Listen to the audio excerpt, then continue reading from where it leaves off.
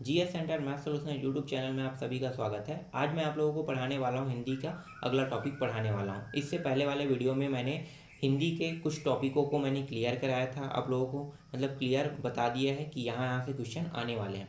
तो अगर आप उन वीडियो को नहीं देखे हो तो उनको बिल्कुल देखना, क्योंकि वहाँ से क्वेश्चन आएंगे ही आएंगे। आज हम पढ़ने वाले हैं अगले टॉपिक में लिंग को पढ़ने वाले हैं। तो लिंग क्या होता है? तो देखो, लिंग जो होता है ये बताता है कि कोई इंसान जो है वो स्त्री है या पुरुष है। स्त्री या पुरुष दर्शाने की क्रिया को हम क्या कहते हैं? लिंग कहते हैं। लिंग दो प्रकार के होते हैं, एक होता है स्त्रीलिंग और दूसरा होता है पुल्लिंग होता है। सबसे पहले हम देखने वाले हैं पुल्लिंग को देखने वाले हैं।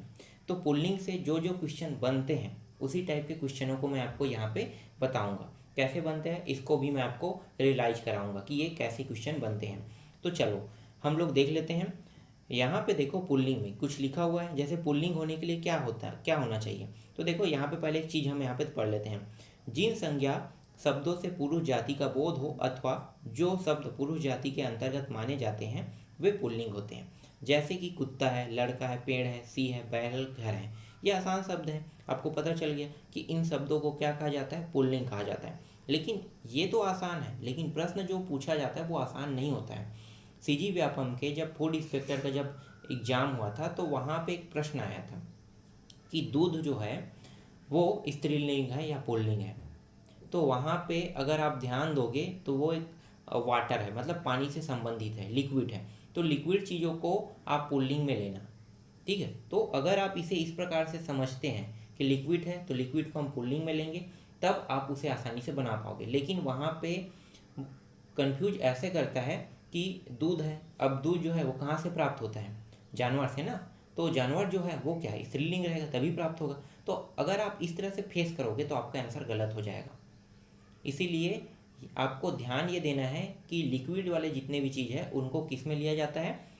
पुल्लिंग में लिया जाता है, याद रखना। तो इस तरह से आपको अपने दिमाग को उपयोग करना है। तो मैं वही चीज़ आपको सिखा रहा हूँ इस वीडियो में। चलो आगे मैं आपको बताता हूँ कि किन किन चीज़ों को हम पुल्लिंग में लेंगे और किन किन चीज़ों को स्त्रीलिंग में लेंगे। तो यहाँ पे पुल्लिंग की पहचान कैसे करोगे? जैसे कि किसी शब्द के पीछे में आ जाए, आ जाए, आओ, पा, पन और न, इन वर्णों का अगर उपयोग हो, इन शब्दों इन वर्णों का अगर उपयोग हो तो वो प्रायः पुल्लिंग होते हैं। जैसे कि अ लग के बना हुआ शब्द क्या है? फूल है, ठीक है। तो फूल क्या है? फूल जो है ये पुल्लिंग है। आ लग के बना हुआ शब्द क्या है? मोटा है। तो मोटा भी क्या हो गया? पुल्लिंग हो गया। आव लग के बना हुआ शब्द क्या है? चढ़ाव है, ठीक है। चढ़ाव जो है वो आव लग के बना हुआ है। तो मतलब यहाँ पे क्या है? प्रत्यय है ना, ये सभी प्रत्यय है, ठीक है। तो प्रत्यय लगा है यहाँ पे, तो यहाँ पे चढ़ाव हो गया। फिर यहाँ पे देखो पा लगा है, मतलब बुढ़ापा, बुढ़ापा पा प्रत्यय लगा है। लड़कपन में पन लगा हुआ है। लेन देन में न लगा हुआ है। तो इन प्रत्ययों का अगर उपयोग होता है तो इसे हम कहते हैं पुल्लिंग कहते हैं। एक शब्द आपका क्लियर हुआ। चलो आगे देखते हैं, मतलब एक टॉपिक आपका क्लियर हुआ, दूसरा टॉपिक देखते हैं। दूसरा टॉपिक में देखो पर्वत है, माँ है, वार है और कुछ ग्रहों के नाम जो है वो पुल्लिंग होते हैं। जैसे कि पर्वत में अगर देखो तो पर्वत आप जानते हैं कि विंध्याचल पर्वत, हिमालय पर्वत। तो पर्वतों के जो नाम होते हैं वो सब के सब क्या रहेंगे? सब के सब पुल्लिंग रहेगा। तो पर्वत का नाम आपका क्लियर हो गया। इसी तरह से माह में देख लो, माह में क्या है? आप जनवरी, फरवरी, आप जितने भी माह जानते हैं वो सब के सब क्या हो जाएगा? सब के सब पुल्लिंग में आ जाएगा। इसी तरह से चैत, वैशाख, जेठ, आषाढ़, सावन, भादो, ये भी क्या हो जाएगा? पुल्लिंग में आ जाएगा। तो माह भी आ गया, वार भी आ गया पुल्लिंग में, ठीक है। सोमवार, वार का मतलब होता है कि जो साप्ताहिक दिन है वो भी है, सोमवार, मंगलवार, बुधवार, गुरुवार। तो ये जितने भी नाम हैं ये सब के सब किस में आ गया? पुल्लिंग में आ गया। फिर ग्रहों के नाम, तो ग्रहों के कुछ नाम जो है वो आता है। तो जैसे कि चंद्र है, मंगल है, बुध है, राहु है, केतु है। यहाँ पे सिर्फ इतने जो ग्रह के नाम जो है ये बस क्या किस में आएगा? इतने नाम बस आपका ग्रहों के जो नाम है ये पुल्लिंग में आएगा। तो ये समझ में आ गया, पर्वत पुल्लिंग में आता है, माह पुल्लिंग में आता है, सप्ताह के नाम भी पुल्लिंग में आता है, कुछ ग्रहों के नाम भी पुल्लिंग में आता है। इसी तरह से आगे देखते हैं, पेड़ के नाम को देख लेते हैं। पेड़ के नाम भी पुल्लिंग में आता है। जैसे कि कौन कौन से पेड़ है? पीपल है, नीम है, आम है, शीशम है, सैगोन है, जामुन है, बरगद है। तो ये सब पेड़ों के जितने भी नाम है वो उसको आपको किस में लेना है? उन सभी को आपको पुल्लिंग में लेना है। अनाजों के नाम को भी पुल्लिंग में लेना है। बाजरा, गेहूँ, चावल, चना, मटर, जौ और उड़द, ये सब के सब पुल्लिंग है। फिर द्रव पदार्थ के नाम को भी पुल्लिंग में लेना है। तो पानी है, देखो सोना है, तांबा है, लोहा है, घी है, तेल है। तो देखो लिक्विड चीज़ है ना, तो मैंने आपको यही चीज़ बताया कि जो लिक्विड चीज़ है उसको आपको कहाँ किस में लेना है, पुल्लिंग में लेना है। तो इसीलिए जब व्यापम में जब क्वेश्चन आया था तो बहुत से लोगों ने उसे स्त्रीलिंग में ले लिया था। कारण मैंने बताया क्यों लिया था। देखो आप जनरली आप इसको सोचना है, तो जब तक कि आप पढ़ोगे नहीं तब तक कि आप जानोगे नहीं, इसलिए आपको पढ़ना ज़्यादा जरूरी है यहाँ पे। इसी तरह से रत्नों के नाम भी आएगा, हीरा, पन्ना, मूंगा, मोती, माणिक, ये सभी के सभी क्या है, जितने भी रत्नों के नाम है उसको भी आपको पुल्लिंग में लेना है। देह के अवयव के नाम भी पुल्लिंग में लेना, जैसे सिर, मस्तक, दांत, मुंह, कान, गला, हाथ, पाँव, होंठ, ये सब भी पुल्लिंग में आएगा। फिर जल, स्थान और भूखंड के भाग के नाम भी पुल्लिंग में आएगा, जैसे समुद्र है, भारत है, देश है, नगर है, द्वीप है, आकाश है, पाताल है, घर है, सरोवर है। लेकिन यहाँ पे हमने नदी नहीं कहा है, याद रखना ये नदी से संबंधित नहीं है। नदी जो है वो स्त्रीलिंग में आता है, ठीक है। तो यहाँ पे जल है, स्थान है, भूमंडल है, तो ये सब क्या होगा, पुल्लिंग में आएगा। फिर वर्णमाला के अनेक अक्षरों के नाम जो है वो किस में आएंगे, पुल्लिंग में। तो यहाँ पे कुछ अक्षरों के नाम दिया हुआ है, तो ये सब के सब पुल्लिंग में आएगा। तो अब आप थोड़ा बहुत समझ गए होंगे कि कौन किन चीज़ों को हमें पुल्लिंग में रखना है। इसके अलावा अब स्त्रीलिंग में रखने वाले भी को देख लेते हैं। तो स्त्रीलिंग में हम क्या क्या रख सकते हैं। तो देखो स्त्रीलिंग क्या होता है, जिन संज्ञा शब्दों में स्त्री जाति का बोध हो अथवा जो शब्द स्त्री जाति के अंतर्गत माने जाते हैं वे स्त्रीलिंग है। जैसे कि गाय है, घड़ी है, लकड़ी, लड़की है, कुर्सी है, छड़ी है, नारी है, कवित्री है, ये सब के सब क्या है, ये सब के सब स्त्रीलिंग है। अब इसे समझते हैं। ये तो आपको समझ में आ गया कि इन शब्दों को पढ़ के मतलब इन शब्दों को पढ़ के आपको समझ में आ गया कि ये सब के सब स्त्रीलिंग है। लेकिन स्त्रीलिंग होने की कुछ पहचान भी तो होना चाहिए ना, तो पहचान को भी पढ़ लेते हैं। तो देखो जिन संज्ञा शब्दों के अंत में ख होता हो, अब देखो ख वाला जितना भी ख आएगा वो सब के सब क्या होगा, स्त्रीलिंग बन जाएगा। जैसे कि ईख हो गया, भूख हो गया, चोक हो गया, राख हो गया, कोक हो गया, लाख हो गया, देख रेख हो गया। तो ये सब के सब क्या है, स्त्रीलिंग है। मतलब लास्ट में ख लग जाना क्या बता रहा है कि स्त्रीलिंग को दर्शा रहा है। समझ में आ गया, एक टॉपिक आपका क्लियर हो गया। दूसरा टॉपिक देखते हैं। भाववाचक संज्ञा के अंत में जिन भाववाचक संज्ञा के अंत में ट, वट या हट आता है, मतलब ट, वट, हट, अगर इन शब्दों का उपयोग अंत में लगता है, मतलब क्या है, ये प्रत्यय है, लगता है, तब क्या हो जाएगा, वो स्त्रीलिंग होगा। जैसे कि झंझट है, आहट है, चिकनाहट है, बनावट है, सजावट है, क्या है, ये सब के सब स्त्रीलिंग है। समझ में आ गया, क्लियर ये भी टॉपिक। चलो आगे देखते हैं तीसरा टॉपिक। अनुस्वारांत, इकारांत, उकारांत, तकारांत, सकारांत संज्ञा स्त्रीलिंग होते हैं। अब ये अनुस्वार, इकारांत, उकारांत, तकारांत, सकारांत ये सब है क्या। तो देखो ई जो है यहाँ पे ई दिया हुआ है, ई मतलब बड़ी की मात्रा जो लगा हुआ है।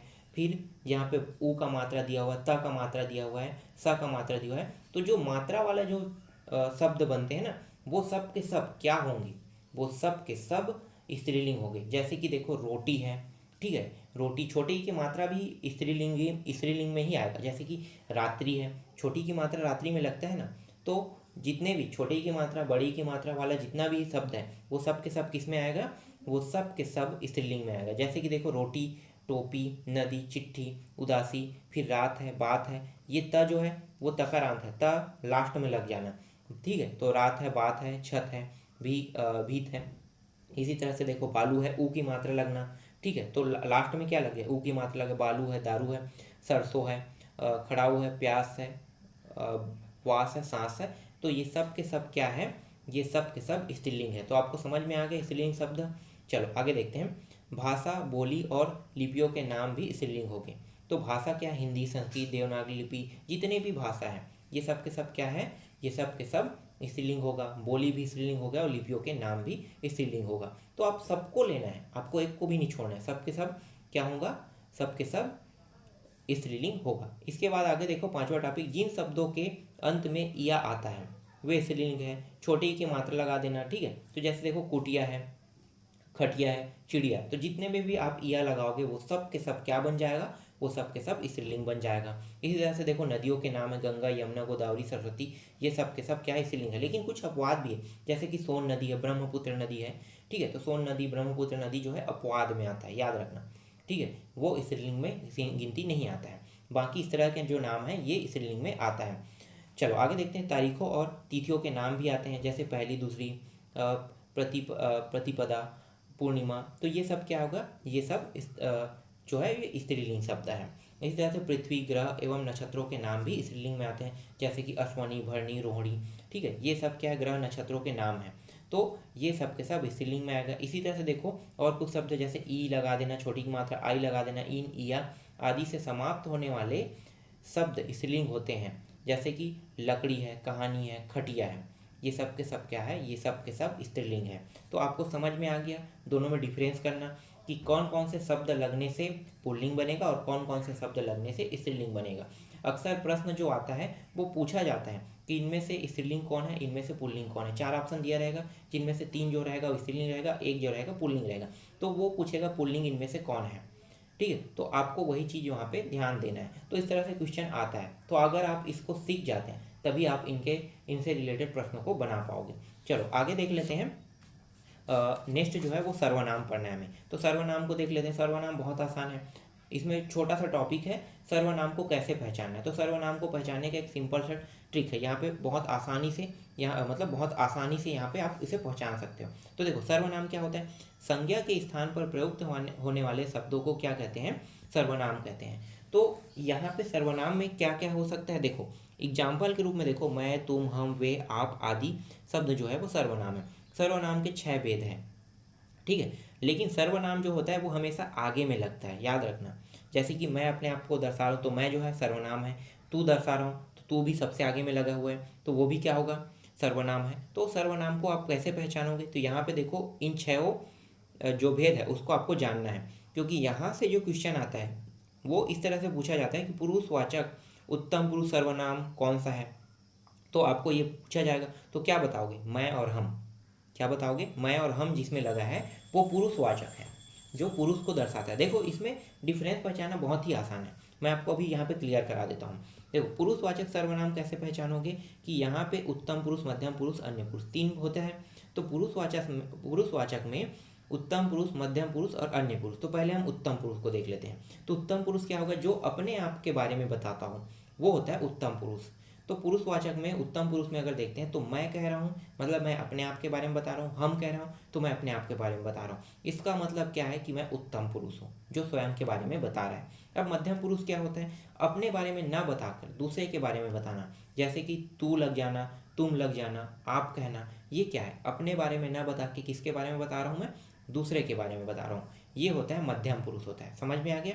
इसके बाद देखो अन्य पुरुष। अन्य पुरुष क्या है, जो बहुत दूर है, जो आपके पास भी नहीं है, ठीक है, दूर है, जिसे आप उसकी सिर्फ कल्पना कर रहे हैं। ऐसे चीज़ों के लिए आपको अन्य पुरुष लेना है, जैसे वह है या बहुत दूर में है, ठीक है। जैसे आप यहाँ पे और आपके 100 किलोमीटर 100 किलोमीटर बोल रहा था, 100 मीटर या 50 मीटर में कोई व्यक्ति खड़ा हुआ है, तो आप उसे दर्शा रहे हैं, या 10 मीटर में खड़ा है जो आपकी आवाज़ नहीं सुन सकता, ध्यान देना, जो आपकी आवाज़ नहीं सुन सकता उसे हम कहते हैं अन्य पुरुष में लेना। सीधी सी बात है, आप इतना समझो कि आपकी आवाज़ नहीं सुन सकता, उसे हम किस में लेंगे, उसे हम अन्य पुरुष में लेंगे। जैसे हम दूर से देखते हैं और किसी को कहते हैं कि वह है, वे है, यह है, ये है, इस तरह से शब्दों का उपयोग करते हैं, ये होता है अन्य पुरुष। ये भी क्लियर हो गया आपका।